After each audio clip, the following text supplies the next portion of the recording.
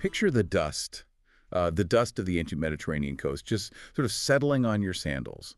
You're walking through this rocky, sun-baked landscape, and you're brushing past thorny shrubs and these ancient, really gnarled trees. Oh, the kind of landscape that feels almost harsh to us today. Right, and for most of us, that's just scenery. You know, we look at a leaf or a branch, and we just see this inanimate object. It's totally disconnected from our modern lives. Yeah. But in the first century Middle East, every single root, every seed and resin that you stepped on, it was a matter of survival. Absolutely. I mean, it was medicine. It was food. Exactly. And profoundly, it was the actual vocabulary that was used to explain the universe.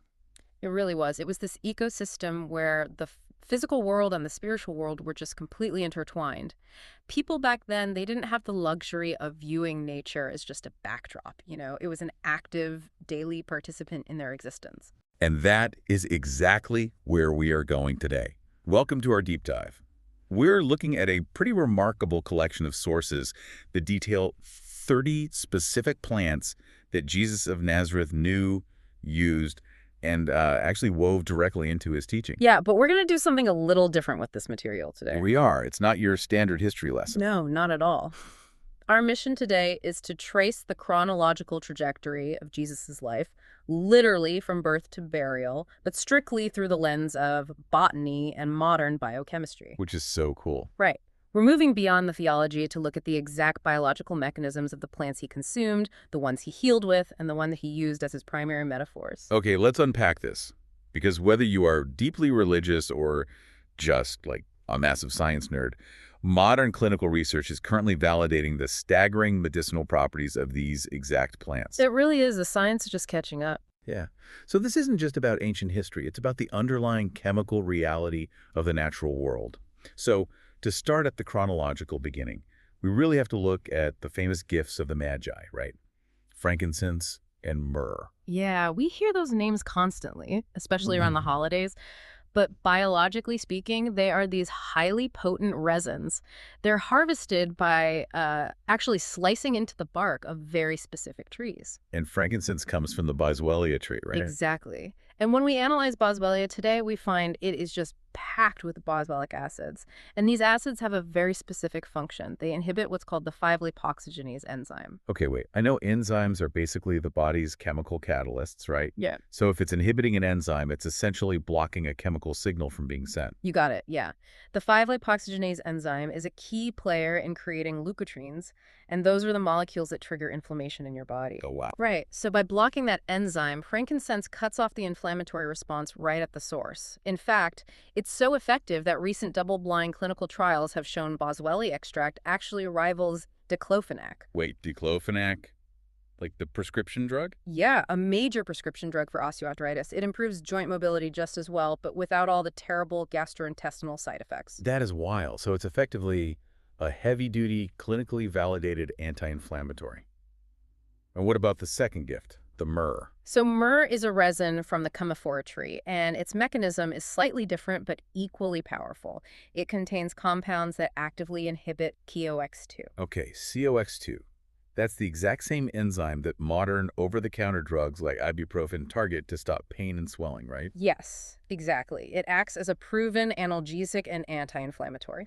So, right at the start of this historical narrative, you have a child receiving gifts that aren't just symbolic wealth. I mean, they are a massive payload of scientifically verifiable active pharmacology. Which perfectly sets the stage for the landscape he actually grew up in, because Galilee wasn't just some empty desert. Far from it. Right. Our sources map out a region that was dominated by ancient oaks, terebinth trees, and willows all along the Jordan River. But I have to push back a little here. Were the people of the ancient Middle East intentionally utilizing these plants as medicine, or was it just like a coincidence that they lived among them? Well, what's fascinating here is the sheer power of empirical observation. I mean, they didn't have microscopes. They didn't know the word enzyme. Sure.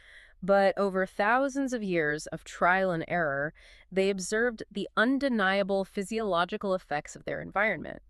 Take the terebinth tree, for example, where people often rested or prayed. Okay. It secretes a resin containing terpenes that actively destroy the cell walls of bacteria and fungi. No way. Yeah. They knew it prevented infection, even if they couldn't physically see the microbes. Or like the willow trees by the Jordan River where he was baptized. The willow is the perfect example.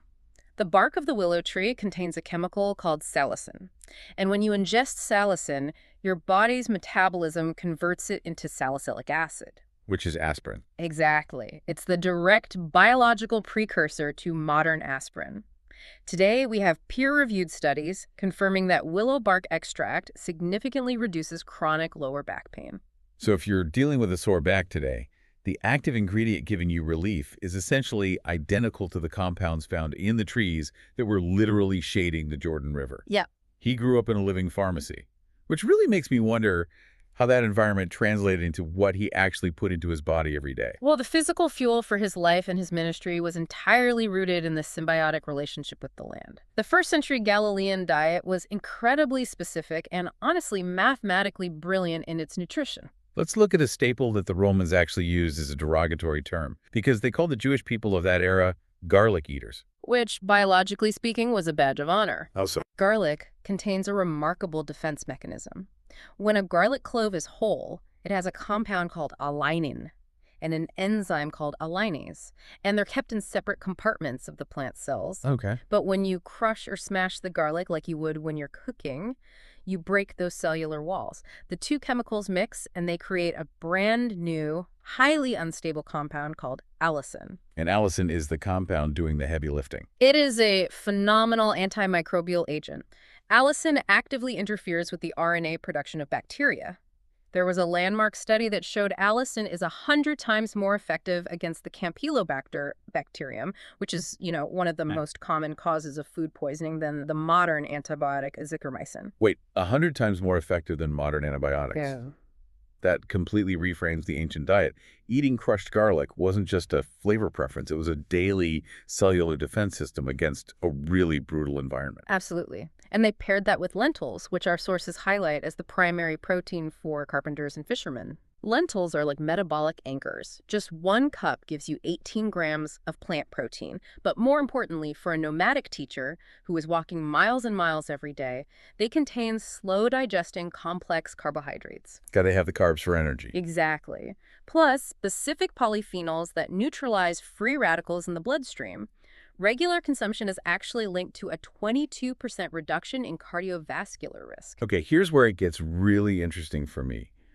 The bread. Ah, yes. Because when Jesus used bread as his ultimate metaphor, calling himself the bread of life, my modern brain immediately pictures like a sliced loaf of bleached white bread from the supermarket. Which is essentially just pre-digested sugar. Modern processing strips away the bran and the germ. It leaves this rapidly absorbing starch that spikes your blood glucose instantly. Right, but the wheat of his era was stone ground and naturally fermented, what we would basically call a wild sourdough today. Right. And the mechanism of natural fermentation changes everything about how the body processes it. The wild lactic acid bacteria in the dough predigest the starches, and they break down phytic acid. Phytic acid, what's that? It's a compound that normally blocks your body from absorbing minerals, but because of this bacterial process, ancient stone big bread has a glycemic index up to 40% lower than our modern white bread. Wow, so it provides an enduring, stabilized, slow release of energy. Exactly. So when he associates the divine with bread, he's associating it with profound, life-giving nourishment that sustains you for the long haul. The metaphor is really only as powerful as the actual physical biology of the food. And, a mind fueled by that kind of profound connection to the land naturally uses the land as its classroom. He didn't rely on abstract Greek philosophical concepts. He used the exact biological mechanisms of the soil, the seeds, and the vines to explain the architecture of reality. Which brings us directly to the parables. Let's look at the famous story of the wheat and the tares, or the weeds. The story is pretty simple, right? An enemy sneaks into a farmer's field and sows weeds among the wheat. And the farmer tells his workers not to pull the weeds up immediately so they don't uproot the good wheat with them. Right, and to us, that just sounds like a quaint story about patience. But to a first-century audience, it was a terrifying agricultural threat. The specific weed referenced in the original text is a plant called darnel. And why is darnel so dangerous? Well, during its vegetative state, darnel is botanically indistinguishable from wheat. It mimics it perfectly. But the danger isn't just that it competes for water. Darnel actually has a symbiotic relationship with an endophytic fungus that lives inside the plant. Inside it. Yeah. And this fungus produces toxic alkaloids. specifically one called loglein. Wait, so the plant itself isn't toxic, but it carries a microscopic fungus that makes it toxic. Precisely. And lethlean is a powerful neurotoxin. If a farmer accidentally harvests darnel, grinds it up with the wheat, and bakes it into bread, anyone who eats it will experience severe nausea, vertigo, and intense hallucinations. I mean, it can be fatal. So it's nature's Trojan horse. The teaching here is so much darker and more precise than just, ignore the annoying things in your life. Oh, absolutely. He's saying, beware. Because some things that perfectly mimic nourishment, that look exactly like the truth, they carry a hidden toxicity that will literally poison your system. Yeah, the spiritual warning relies 100% on the fungal biology of darnel.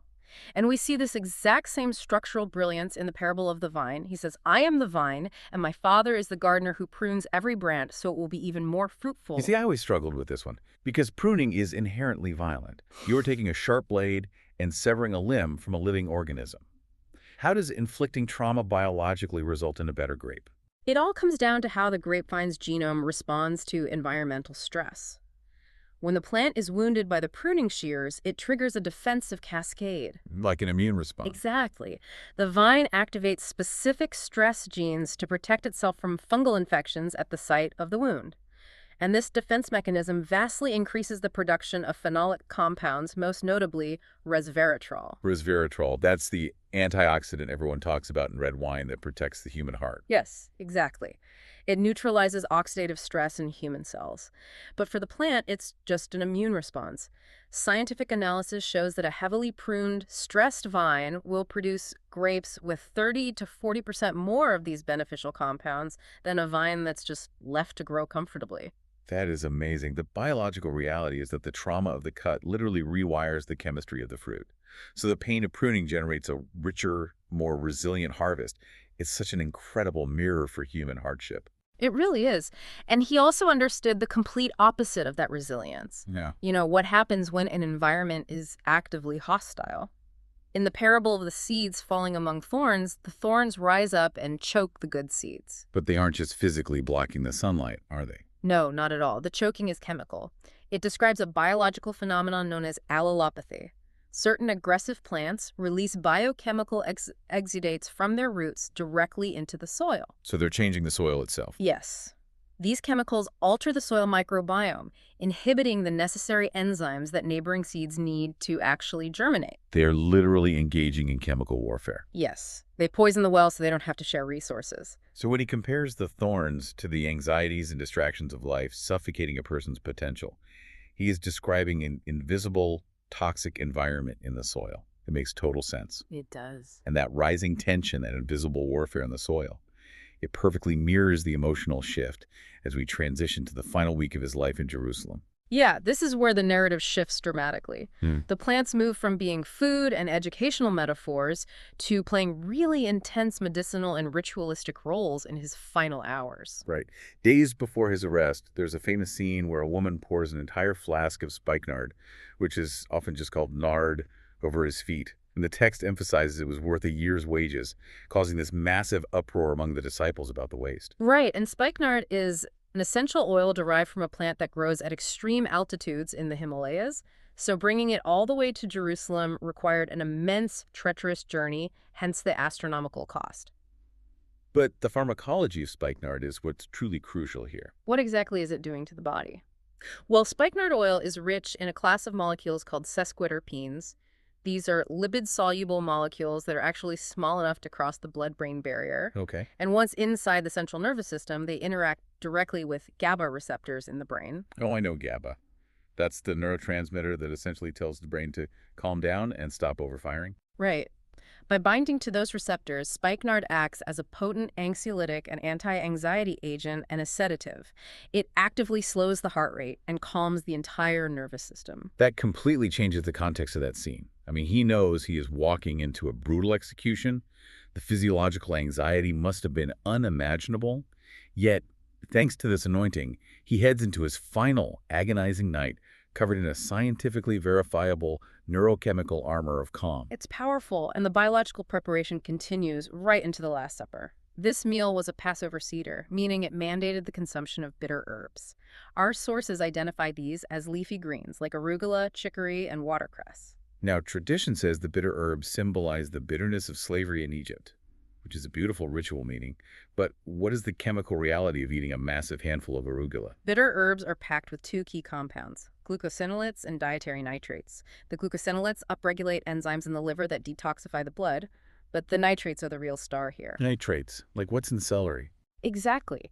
When you chew arugula, bacteria in your mouth convert those nitrates into nitrates, and then your stomach acid converts those into nitric oxide. And nitric oxide dilates your blood vessels, right? It improves blood flow. It does that, but it does more than that. A landmark study from the University of Exeter found that consuming these specific dietary nitrates actually improves the efficiency of your mitochondria. It reduces the oxygen cost of physical exertion by up to 16%. Wait, it makes the human body require 16% less oxygen to survive physical trauma. Exactly. It allows the muscles to operate longer and harder on less oxygen. The timing of that biological advantage is just profound, because just hours later, he is subjected to crucifixion. And the actual medical cause of death in a crucifixion isn't blood loss, it's asphyxiation. Right? The chest cavity is pulled in a way that makes it impossible to exhale, so the victim slowly suffocates. So his last meal biologically prepped his cells to endure on less oxygen. It's an incredible detail. And this raises an important question about the profound symbiosis at the very end. Because even on the cross itself, botany is present. When he is dying and struggling for breath, the soldiers offer him a sponge soaked in sour wine. But the texts specifically note it was lifted to him on a stalk of hyssop attached to a reed. And considering everything we've discussed, I'm assuming the hyssop and the reed weren't just random choices. Not at all. Chemically, hyssop contains a ketone called pinocamphone. In modern herbal medicine, pinocamphone is used as a really powerful expectorant. Expectorant, so it clears the lungs. Exactly. When the essential oils of hyssop are inhaled or tasted, they stimulate the respiratory tract to loosen mucus and physically open the airways. So in his final suffocating moments, the tool placed against his lips was a botanical medicine actively trying to open his lungs. Yeah. Which leads us directly to the burial. A follower named Nicodemus brings a mixture to wrap the body, and he brings about 30 kilos, so nearly 75 pounds of a mixture of aloe and myrrh. 75 pounds. That is a staggering physical weight of plant resin. What happens chemically when you combine myrrh and aloe in those quantities? Well, we discussed myrrh's anti-inflammatory properties at his birth, but it is also a highly effective antimicrobial that halts tissue degradation, and aloe vera gel takes it a step further. Because it heals skin. Right, but on a cellular level. Yeah. Modern science confirms aloe contains ace-mannan, which is a complex carbohydrate that stimulates macrophages, the white blood cells that destroy bacteria. It possesses really aggressive antibacterial action against pathogens like Staphylococcus. It accelerates cellular regeneration and halts decay. It was essentially the ultimate preservation agent. The poetic symmetry of that is just incredible. If we connect this to the bigger picture, it really is. His life began with the scent of myrrh, brought as a prophetic gift by the Magi to protect and heal. And his physical life ended enveloped in 75 pounds of myrrh, like this botanical cocoon wrapping him in the earth. So what does this all mean? For you, listening to this right now, we just traced an entire life, an entire spiritual movement, not through abstract philosophy, but through the sharp bite of garlic, the sting of a pruned vine, the calm of spikenard, and the cellular defense of an olive tree. It transforms a distant historical figure into a man deeply grounded in the physical, biochemical reality of his environment. It really reminds us that the separation we feel today between the spiritual world and the natural world, that's a modern invention. To the ancients, they were one and the same. Modern science, with its double-blind trials and microscopes, it isn't inventing these mechanisms. It is simply giving us the vocabulary to understand what they already respected. As you go about your week, look at the plants in your own life. Adding lentils to your diet, tasting the bitterness of arugula, or just recognizing the complex chemical work the trees on your street are doing right now. You're walking through the exact same living laboratory. It's a very humbling perspective on our place in the ecosystem. It really is. And it leaves me with one final thought to explore. We spent all this time talking about how humans use these plants, how we harvested the myrrh, crushed the garlic, and pruned the vine to serve our medicinal and spiritual needs. We've got to view ourselves as the master cultivators. Right. But when you realize that these plants naturally produce the exact chemical compounds needed to heal our biology, alter our consciousness, and feature in our most sacred, enduring historical texts, it makes you wonder, did we cultivate the plants, or did the plants cultivate us? By evolving the precise chemistry to become indispensable to our survival and our religions, maybe the plants ensured we would protect and propagate them forever. So who is really farming who?